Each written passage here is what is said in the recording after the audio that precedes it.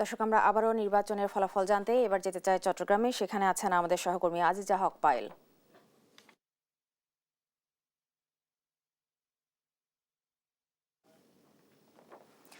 পায়েল, আমরা কিন্তু জানতে পেরেছি চট্টগ্রামের 16টি আসনে গড়ে 41.75% ভোট পড়েছে। আপনি জানাবেন এই আসনে কোন কোন প্রার্থী এগিয়ে আছে, সেখানকার ফলাফল কি জানতে চাই আপনার কাছে।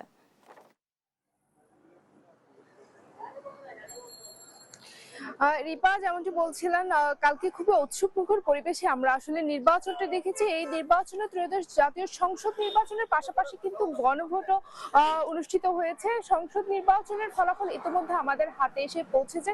চট্টগ্রামে 16টি আসন রয়েছে। 16টি আসনের মধ্যে মাত্র 2টি আসনে জামাতে ইসলাম নির্বাচিত বেসরকারিভাবে ফলাফলে বিজয়ী রয়েছেন এমনটাই জানতে পেরেছি। তবে আর 14টি আসনে বিএনপির প্রার্থী এগিয়ে আছেন এমনটি জানতে পেরেছি। তবে গতকাল রাতে আমি ছিলাম চট্টগ্রামের বিভাগীয় কমিশনারের কার্যালয়ে, যেখান থেকে ফল প্রকাশ হয়েছে চট্টগ্রাম 4, 5, 8, 9 ও 10-এর ফলাফল। সর্বশেষ তথ্য অনুযায়ী আসলে আমার কাছে যেটি এসেছে সেখানে আমি পেয়েছি চট্টগ্রাম 4 আসনের বিএনপি প্রার্থীর ফলাফল ঘোষণা স্থগিত রয়েছে। আইনিভাবে নিষেধাজ্ঞা দেওয়া হয়েছে একটি প্রজ্ঞাপন জারির মাধ্যমে। ঋণ খেলাপির বিষয়ে আসলে এই ফলাফল স্থগিত রাখতে বলা হয়েছে এমনটি জানানো হয়েছে।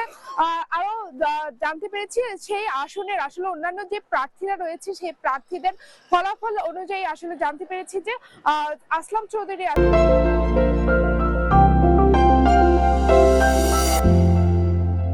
আসলে এগিয়ে আছেন এমনটাই জানতে পেরেছি। সেই সাথে চট্টগ্রাম 5 আসনের ব্যারিস্টার মীর হেলালুদ্দিন লক্ষাধিক ভোটে কিন্তু এগিয়ে আছেন এবং তার নিকটতম যে প্রতিদ্বন্দ্বী রয়েছেন সেই প্রতিদ্বন্দ্বী দাঁড়িপাল্লা মার্কায় মাওলানা নাসিরুদ্দিন মুনির পেয়েছে মাত্র 44,000 ভোট।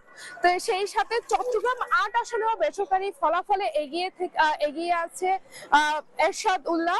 ধানের শীষ প্রতীকে তিনি পেয়েছেন 79,260 ভোট। তার নিকটতম প্রতিদ্বন্দ্বী জামাতের প্রার্থী ডাক্তার আবু নাসির পেয়েছে 34,747 ভোট।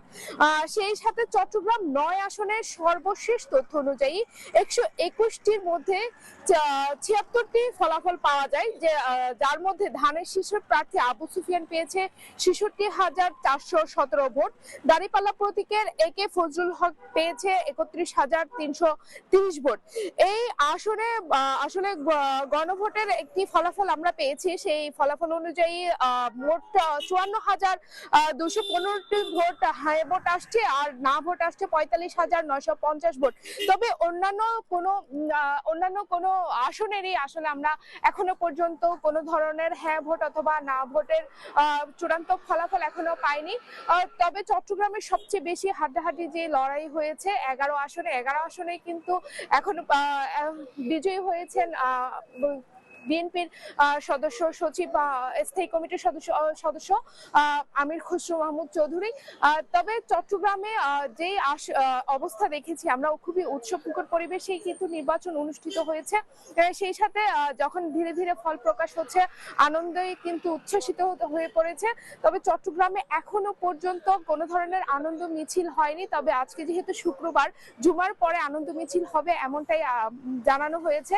এই ছিল চট্টগ্রামের ভোটের সর্বশেষ ফলাফল। তবে 12টার পরে আবারও বিভাগীয় কমিশনারের কার্যালয় থেকে পরবর্তী যে ফলগুলো অপ্রকাশিত রয়েছে সেগুলো প্রকাশিত হবে বলে জানা যায়। এই ছিল সর্বশেষ তথ্য। রিপা।